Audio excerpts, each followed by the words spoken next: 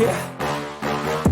Please tell me that I can't, that I won't, that I fail, that I'll never make it out, yeah. Welcome to the Effin' Sports Show, everybody. It's the best show, breaking down the schedule with the Adam Hulse. Adam, how are you doing? I'm doing great. Judging by how we feel about the AFC South from those last episodes, they might not be doing so great. Yeah, and it's something to be expected. You know, we got the Jags doing pretty well, but You're right.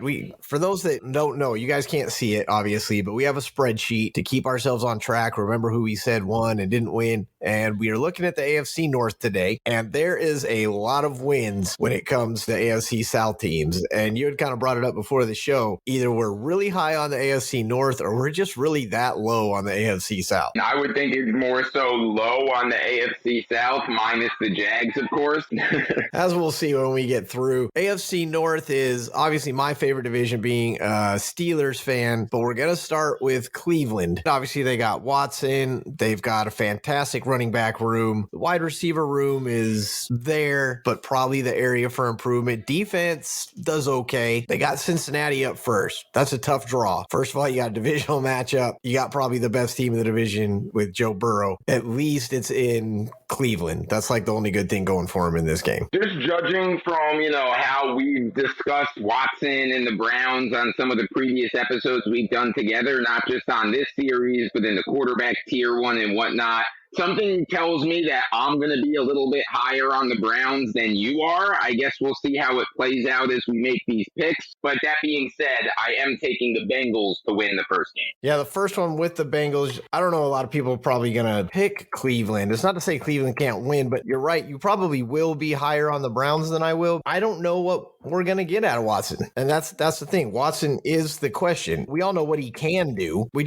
haven't seen him do it. I think he went 3-3 last year, 2-4, something like that in his games. Like I said, I just haven't seen anything yet, and that's what holds me up in Cleveland. Yeah, and I mean, it's obviously been a long time since we've had peak Watson, but I think sometimes some people forget how good peak Watson was. I mean, he was going toe-to-toe with Patrick Mahomes, not just in the regular season, but in playoff games as well. He was kind of supposed to be that guy who could maybe push Mahomes a little bit, and then, everything happened with the off-field stuff down in Houston and the sitting out of the year and all that. So I'm not sure if he'll ever get back to that, but he's also a very young guy still. So if he can get back to that, I mean, it's really not out of the question as a possibility. I don't want to spend too much time on Watson here because we do have a lot to get to, but I'm sorry, when you talk about Watson and other quarterbacks, regression usually is a matter of injury. Talk about Andy Dalton. Andy Dalton was a playoff quarterback until he got hurt. There's a lot of stories like that, but Watson didn't have an injury. This isn't an injury thing. This is an off the field problem thing. Now we're trying to recover from that, and that's what we're waiting to see if we're going to get back, I guess. Right, but two quick things on that. For one, the best Andy Dalton was nowhere near as good as the Watson that we got prior to the off-season stuff. And, the off-field stuff, I should say.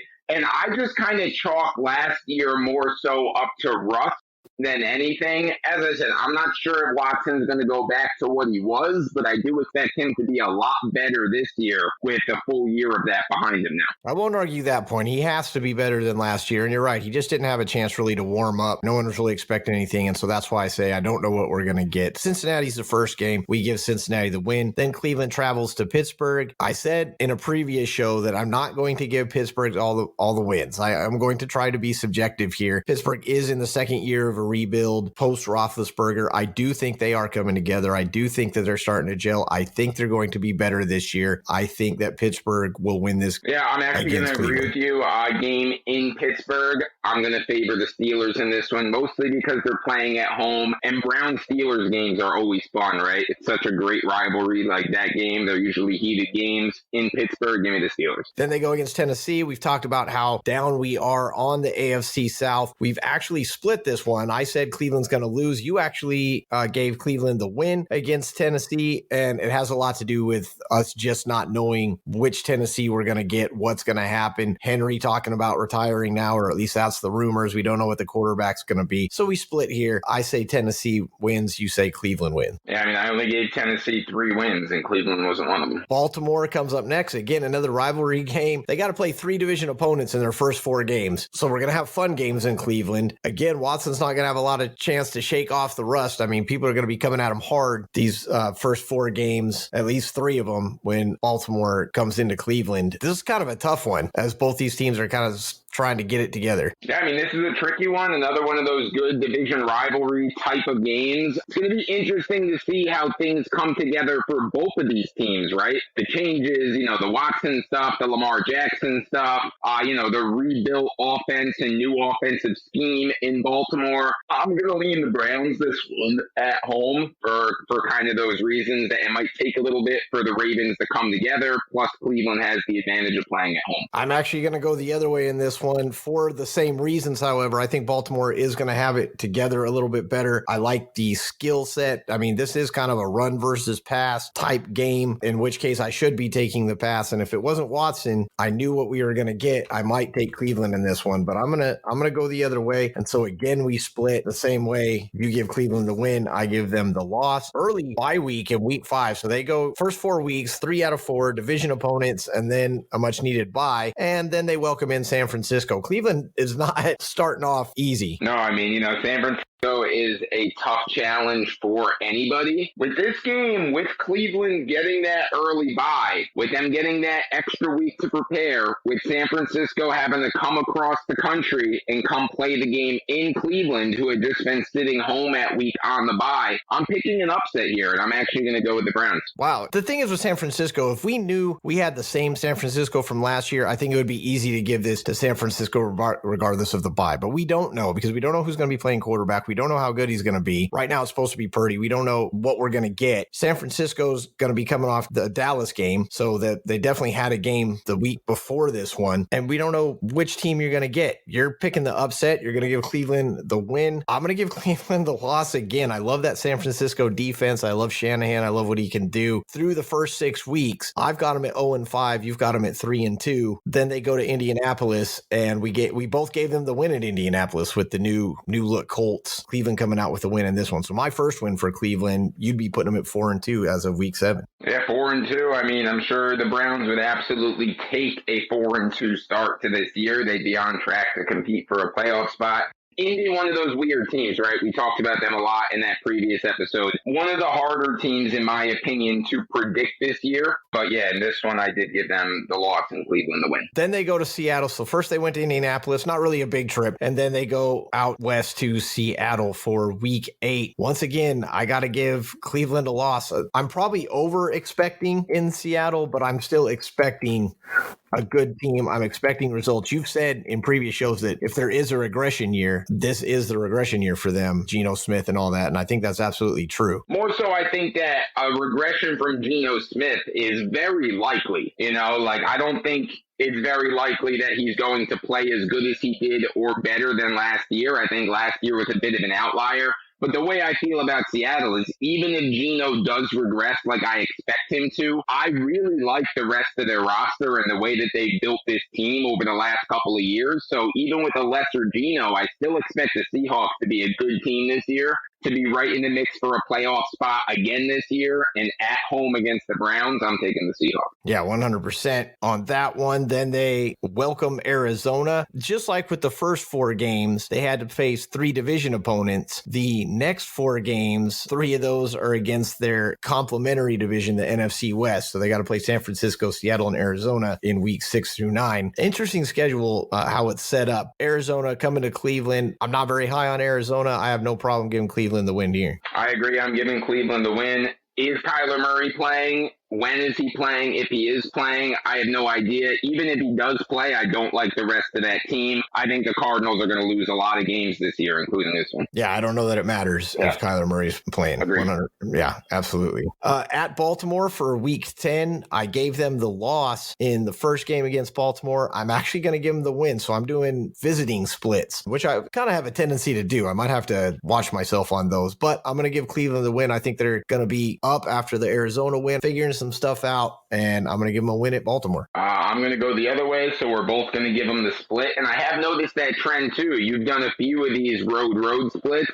I've been pretty heavy on the home split, so I'm going with another home split here. Yeah, and honestly, this one is one I'm not as confident about as some of the other ones I've done for the same reasons that I gave Baltimore the win last time, but I'm going for the upset. I want to see a good game here in week 10 against Baltimore. Then Pittsburgh comes into Cleveland. I'm actually going to give Cleveland the win at home. I'm giving Cleveland a 3-win streak against my Steelers. I think the Steelers are going to be doing good, but like I said, I don't think they're not the best team in the division this year. I do think they'll be much improved. I'll give Cleveland the benefit of a doubt, and I'll give them, a 3-win streak. Why not? I'm going to agree with you. I'm also going to give Cleveland the win. I just said I've been heavy on home splits. I guess here's another one. There you go. Then they go to Denver. Denver, new look, Russell Wilson, Sean Payton. Cleveland going to Denver. I think it's still kind of a rebuild year at Denver. The reason I wanted to give Denver the loss is because I think they're still trying to put it all together, but actually in week 12, I think they've got things going. So I'm actually going to give Denver the win. Yeah, I mean, that's exactly what I was going to say with why I'm going to give Denver the win. This is late enough in the season that it should all be clicking at this point. If you still believe in Russell Wilson or if you believe in Sean Payton, I happen to kind of believe in both of them this year. I think Denver's going to be better than most people think they're going to be. This game's at home.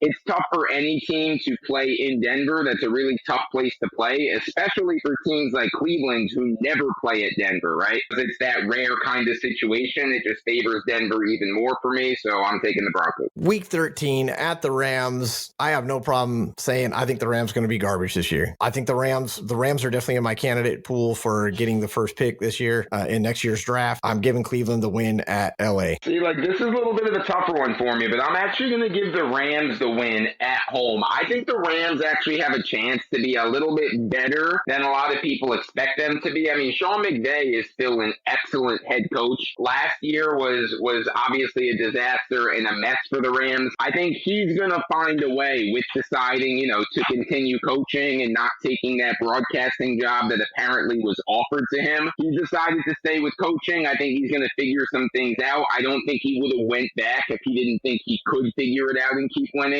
So this is the kind of game I'm going to give the Rams a win. I have no problem with it. I'm probably going to regret that pick. There's one thing that we forget about. The Rams did so bad last year. In our minds, they're just a horrible team. And I don't think they are a great team, but we are forgetting one thing, and that's Cooper Kupp. Mm-hmm. Cooper Kupp is still one of the most dominant wide receivers in the NFL, period. And he's coming back. We're going to see Cooper Kupp again, and that's why they were so good before. So if Stafford can hold it together and just get the ball anywhere in Kupp's vicinity, the Rams are going to win more games than people think they are. I probably should have given Cleveland the loss there like you did, but I'm not going to. Jacksonville, both of us pretty high on Jacksonville. Both of us believe in week 14 that Jacksonville can take Cleveland down. Then they welcome Chicago. Chicago's going to be another one of those teams that people are going to be watching. Can they get it together? Is it just going to be Fields running again? They have an amazing running back room. They'll be able to run anywhere they want to run. It's the passing that's going to be the difference. And I would say if Cleveland's defense has a strength, it's probably the run stop. So a little bit more of a challenge for Chicago coming into Cleveland in week 15. Cleveland at home. This is the kind of game I'm going to give the Browns a win in. The Bears, another one of those very interesting teams, right? I could see a whole bunch of possible outcomes